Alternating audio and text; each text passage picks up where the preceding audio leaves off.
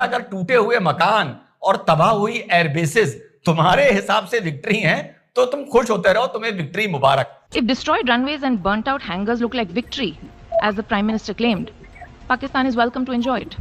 भारत की एक young diplomat ने पाकिस्तान के प्राइम मिनिस्टर शहबाज शरीफ जो है उनका जवाब दिया। पाकिस्तान एक बार फिर से बेनकाब हो गया है। यूएन में भारत का पाकिस्तान को करारा जवाब मिल गया है। अब में वज़ीर आज़म ने कहा कि पाकिस्तान को आज भी सरहद पार दहशतगर्दी का सामना है, जिसमें फितनतुल हिंदुस्तान समेत कालादम, तहरीक तालिबान, BLA और मजीद ब्रिगेड शामिल हैं। ये 2 decades Pakistan has been at the front line of global counter-terrorism efforts. Pakistan के प्राइम मिनिस्टर शहबाज शरीफ ने जब ये कहा कि हम बात करना चाहते हैं, कॉम्प्रिहेंसिव डायलॉग करना चाहते हैं, तो इंडियंस ने कहा नहीं, हम इंडियंस के पास उसका एक सीधा सा जवाब होता है। पाकिस्तान ने जो है वो भारत के ऊपर अटैक किया और हमने उनके 7 फाइटर जेट गिरा दिए, ऐसा दावा किया है शहबाज शरीफ साहब ने। पाकिस्तान के प्राइम मिनिस्टर के कैसे जो वो बकवास करके अपनी जाबाजी के किस्से सुना के गया है। पाकिस्तान ने भारत से जंग जीती, भारत के 7 जंगी तैयारों को मलबे का ढेर बनाया, भारत को दिया गया फैसला कौन जवाब तारीख में हमेशा याद रखा जाएगा।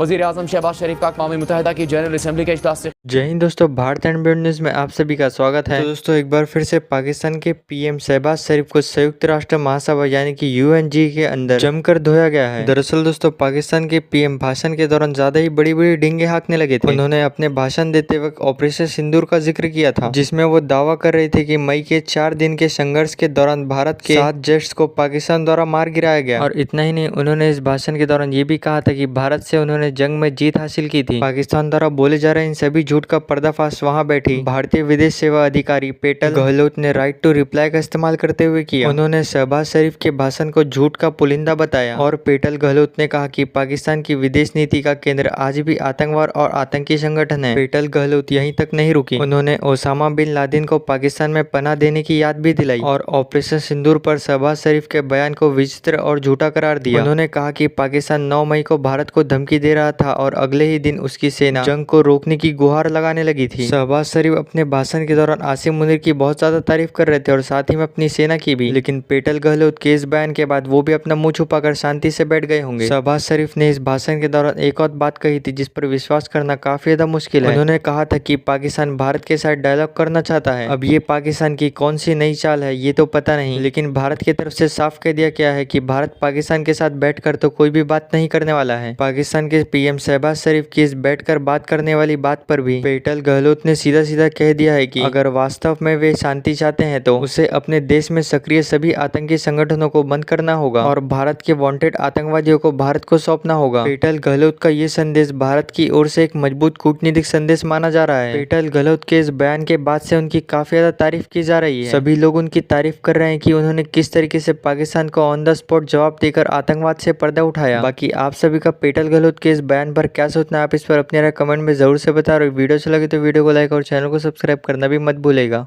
सबसे पहले तो जी शहबाज शरीफ साहब ने जो है वो ये बात की, उनका ये कहना है कि जी पाकिस्तान जो है वो खुद जो है टेररिज्म जो है उसको फेस कर रहा है और उसके बाद उन्होंने नेतन्याहू या इजराइल की बात की और उन्होंने कहा कि जी गजा में जो कुछ हो रहा है, जिस तरीके के अटैक चल रहे हैं उन्हें रुक जाना चाहिए, हम गजा के लोगों के साथ खड़े।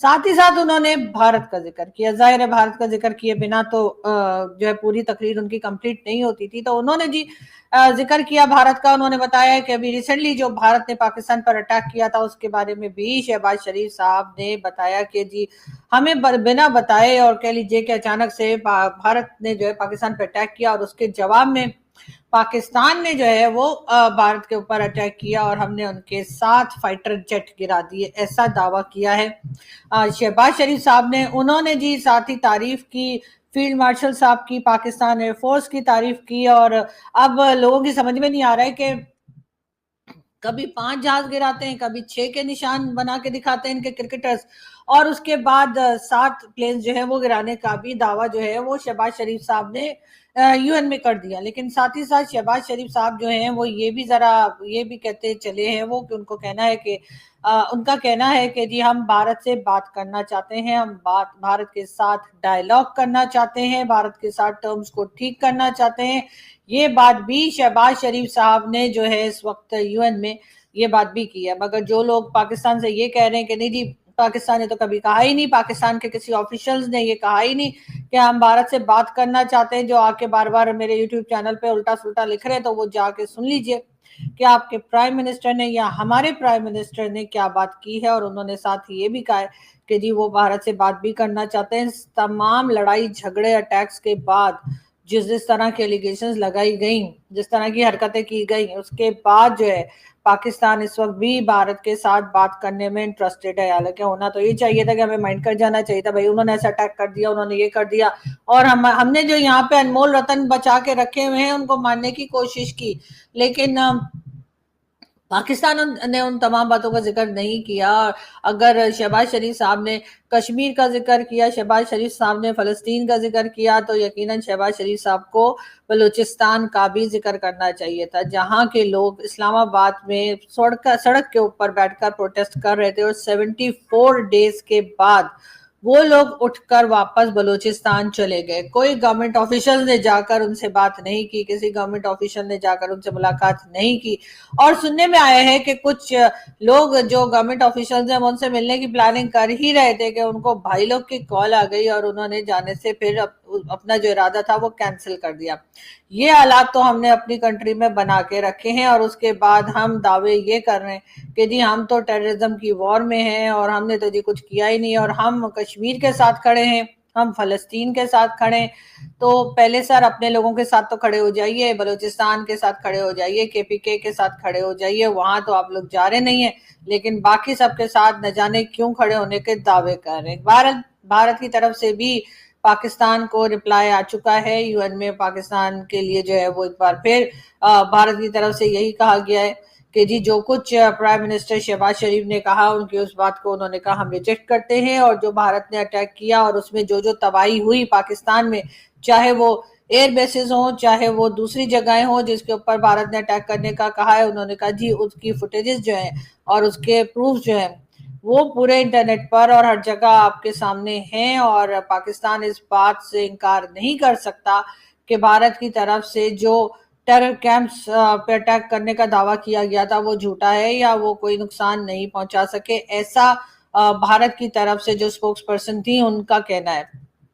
बहरहाल एक नए लेवल पे ये बात जा चुकी है और मेरा ख्याल है कि अब कहीं ना कहीं संभल के बात करनी चाहिए पाकिस्तान को, और देखना चाहिए कि कहाँ पर हमसे गलती हुई है और कहाँ पे हम चीज को सही कर सकते हैं। बजाय इसके कि बार बार कभी हम कहते हैं 6 जहाज गिरा दिए, 5 से शुरू होकर हम 7 तक पहुंच गए, लेकिन हमारी बात का कोई प्रूफ अभी तक हम नहीं दे पाए हैं कि हमने कोई जहाज गिराया है। गिराया होगा, जरूर गिराया होगा, और हमारे कई लोग जो हैं, बल्कि भारत से भी कई लोग कह रहे हैं कि हाँ ऐसा हुआ है, लेकिन आप बार बार इस चीज को अगर रिपीट करेंगे तो दूसरी तरफ आप ये भी चाह रहे हैं कि टर्म्स ठीक हो जाएं, तो ये मेरा ख्याल है पॉसिबल नहीं होगा।